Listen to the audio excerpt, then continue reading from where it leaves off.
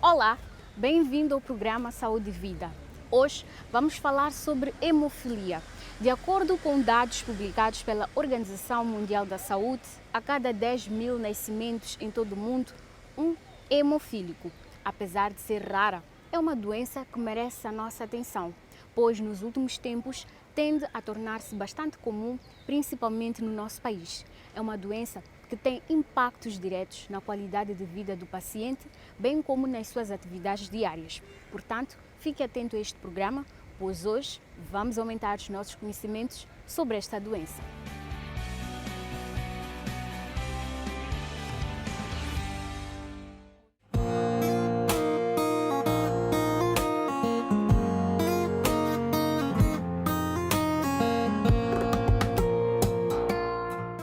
Uma doença rara, hereditária e caracterizada pela falta de fatores de coagulação, o que provoca sangramento espontâneo, hermatrose nos joelhos, tornozelos e cotovelos. Estes sintomas tornaram a infância de Nazimo diferente daquela que os seus pais sonhavam. Ele não teve aquela infância de brincar, correr, não sei o quê. E, por exemplo, ele não teve assim muita sorte como os outros. Teve o problema de ficar paralítico já a um lado. Isso agravou-se mais já a situação dele. Tá?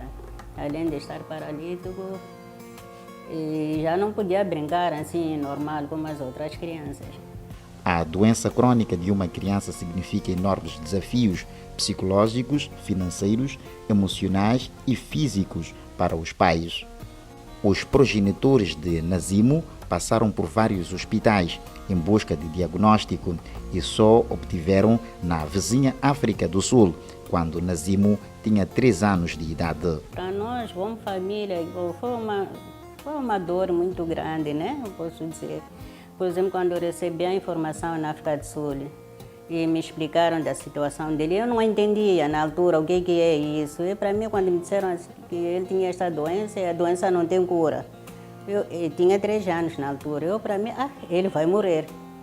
No entanto, que nem consegui fazer compras para ele, roupas, o quê? Só comprei uma camiseta, um calção. Para que vou comprar muita coisa assim para ele se ele vai morrer?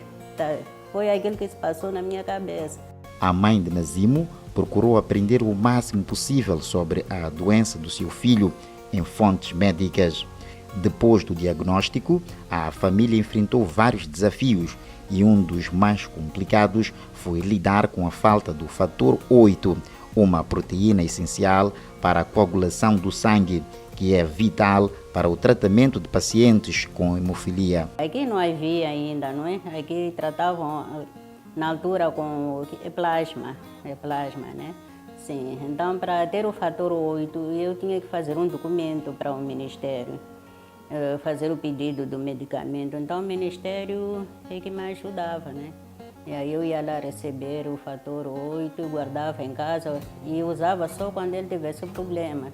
Quando ele, na altura tinha 8 anos, estava a brincar ali no quintal, então bateu-se aqui essa parte da cabeça com a janela e abriu-se.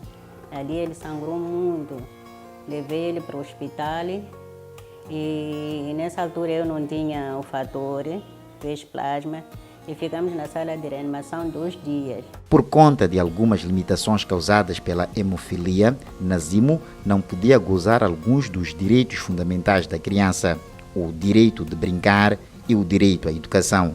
Até porque tentou aí na escola especial. Fui lá 3 anos, mas aquilo não deu certo, porque sempre quando saía da escola, ele voltava já com muitas dores.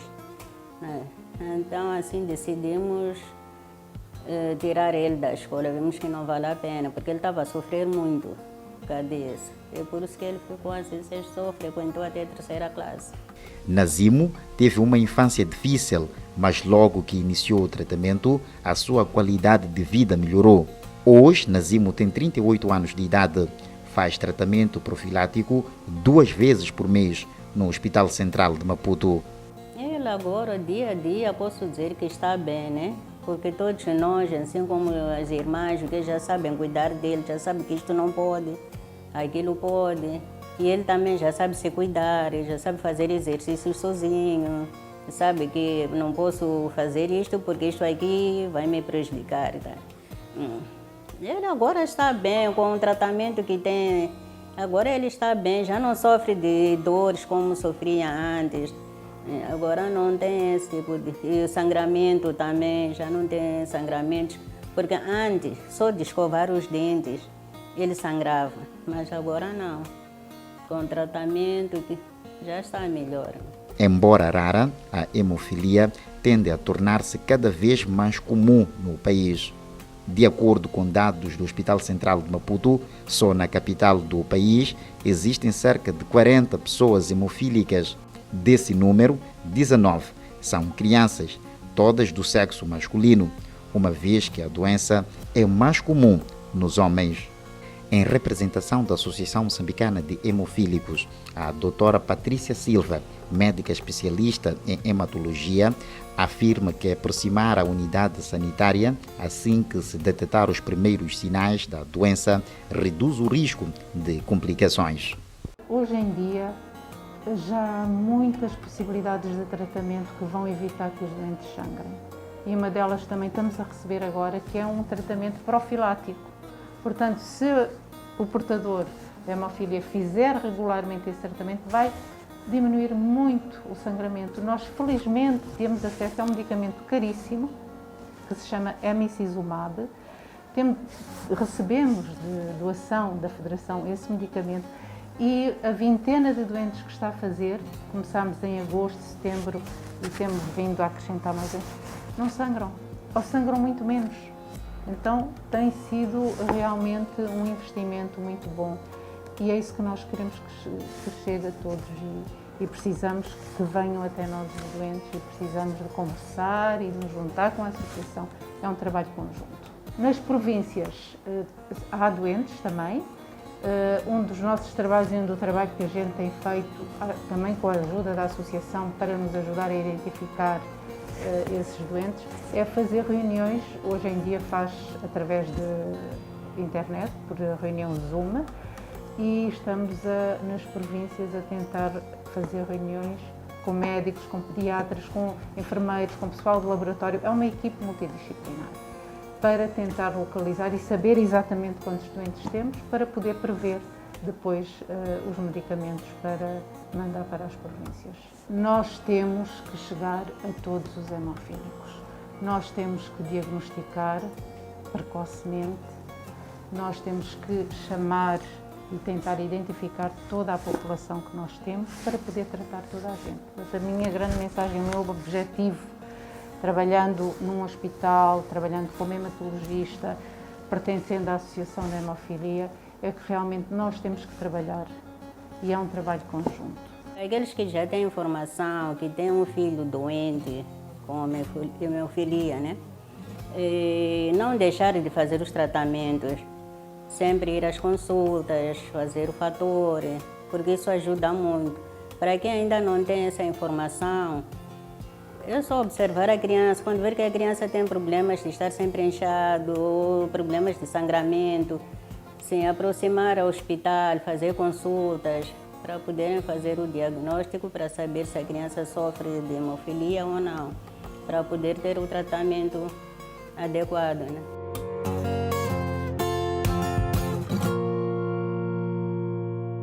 Bom, o nosso tema de hoje é hemofilia. É uma doença hereditária que, apesar de rara, tem se tornado cada vez mais comum no nosso país. E para aumentar os nossos conhecimentos sobre esta matéria, hoje nós vamos conversar com o Dr. Virgílio Nhantumbo, é médico hematologista, é quem vai nos explicar um pouco mais sobre o diagnóstico e o processo de tratamento desta enfermidade. Olá, doutor, e seja muito bem-vindo ao nosso programa. Olá, Mércia, olá, telespectadores. Obrigado por me ter aqui no programa para falar um bocadinho da hemofilia no âmbito da comemoração do Dia Internacional da Hemofilia. Doutor Virgílio, o que é hemofilia? Pronto, antes mesmo de falar da hemofilia, era importante deixar dois conceitos. O primeiro é porque o paciente sangra. Nós podemos ter um sangramento se tivermos lesão local, quando nos aleijamos e começamos a sangrar. Sim. Podemos ter sangramento quando temos alterações das plaquetas, que são umas células que ajudam a controlar o sangramento, e podemos ter sangramento quando temos alterações de fatores de coagulação, que são umas substâncias que ajudam as plaquetas a parar o sangramento. Quando nós falamos de hemofilia, é quando há déficit dessas substâncias. E neste caso seria o que nós dizemos fatores de coagulação. E os principais no contexto de hemofilia é o fator 8, aí temos a hemofilia A, o fator 9, que é a hemofilia B, e o fator 11, que é a hemofilia C, que é ainda muito mais rara que a hemofilia A e a hemofilia B. O que acontece, como já tinha referido no início, é uma doença genética. Então há uma alteração a nível dos genes que produzem os fatores, tanto o 8 quanto o 9. E estes genes ficam nos cromossomas sexuais. Aquilo que nós dizemos é uma doença hereditária ligada aos cromossomas sexuais. O homem tem um cromossoma X e Y, a mulher tem 2 cromossomas X. O que acontece é que há uma alteração genética no cromossoma X. Então, todo paciente que tiver esta alteração genética pode desenvolver a hemofilia, sendo mais comum nos homens, porque eles só têm um cromossoma X, enquanto a mulher, como tem 2 cromossomas X, um deles compensa a alteração do outro cromossoma. Então, esta produção destes fatores que são necessários para controlar o sangramento fica mantida. Como reconhecer os sintomas da hemofilia? Primeira cadeia de reconhecimento é com a comunidade, porque, como já tinha referido, é uma doença hereditária, então é necessário perceber as alterações com as crianças, antes de chegarem à idade adulta. Então, os pais têm que perceber qualquer sangramento excessivo e, às vezes, o sangramento nem é sempre visível. Por exemplo, quando nós temos sangramento pelas narinas, pela boca, nós vemos o sangue a sair.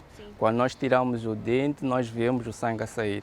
Então, o excesso deste sangramento tem que nos fazer chamar a atenção em relação à hemofilia. E depois tem o tipo de sangramento que não é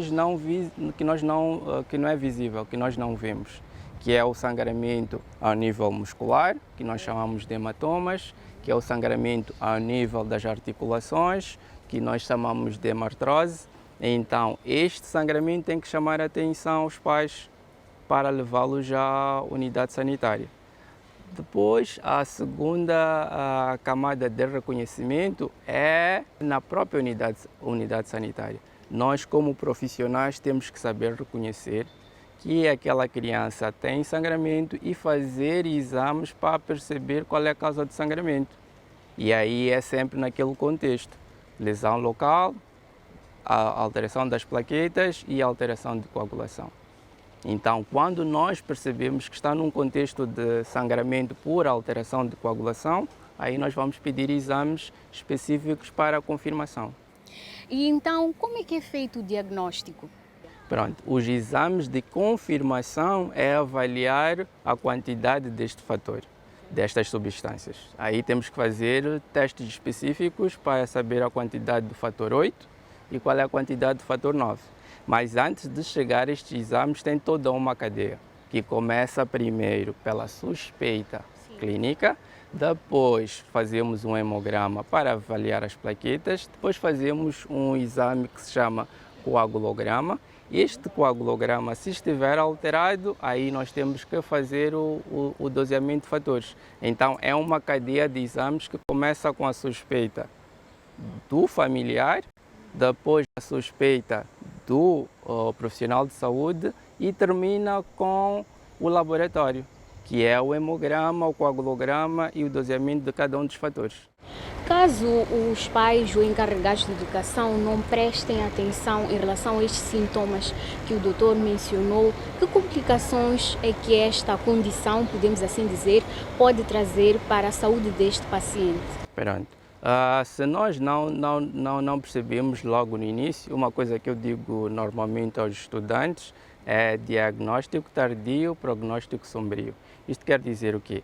Se nós não percebermos que o paciente está com sangramento, ele pode ter um sangramento excessivo que lhe pode levar à morte, que é o mais complicado nestes doentes, mas mesmo antes de chegar à morte, o paciente pode ter complicações porque tem sangramento nas articulações, pode ter complicações a longo prazo e o paciente ficar com deformidades naquelas articulações. Nós vemos pacientes que tiveram vários sangramentos na mesma articulação e aquela articulação perde a sua qualidade. Então eles têm dificuldade em andar, têm dor por causa daquelas complicações de presença de sangue ali naquela articulação. Então estes são os mais comuns.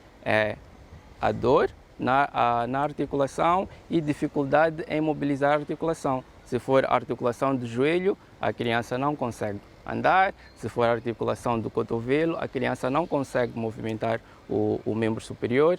Então, o que nós temos que fazer é prevenir que tenha estas complicações. Como é feito o tratamento da hemofilia? O tratamento agora já faz-se em 2 fases. Já tem a fase de profilaxia, para que o doente não tenha sangramento, para que o doente não tenha complicação articular, para que o doente nunca tenha alteração de qualidade de vida. Se falhar esta primeira fase, e o ideal é que não falhe, mas se falhar esta primeira fase, tem o tratamento para a complicação de sangramento, que é o tratamento específico, que é administrar o fator em falta. Se for num contexto de hemofilia onde há falta de fator 8, nós fazemos a administração de fator 8. E se for num contexto de hemofilia B, que é a falta de fator 9, nós fazemos a administração de fator 9. Aí nós estamos a fazer tratamento para o episódio. Mas o ideal é nós fazermos profilaxia, que é colocar o doente a fazer fator 8 sem ter sangramento, sem ter tido complicação. E nós, neste momento, e aproveito para agradecer o apoio que nós temos tido da Federação Internacional de Hemofilia e da Universidade de San Diego, que nos apoia com tratamento e agora, neste momento, está nos a apoiar com o medicamento que é o emicizumab, que ajuda na profilaxia, para evitar que estes pacientes tenham qualidade de vida e cresçam saudáveis sem ter as complicações que nós observamos na idade adulta. Bom, o diagnóstico precoce é a chave para o sucesso do tratamento, pois só assim o pessoal de saúde consegue evitar as complicações da hemofilia. Nós vamos a um rápido intervalo e voltamos já com mais informações para si. Não cedem.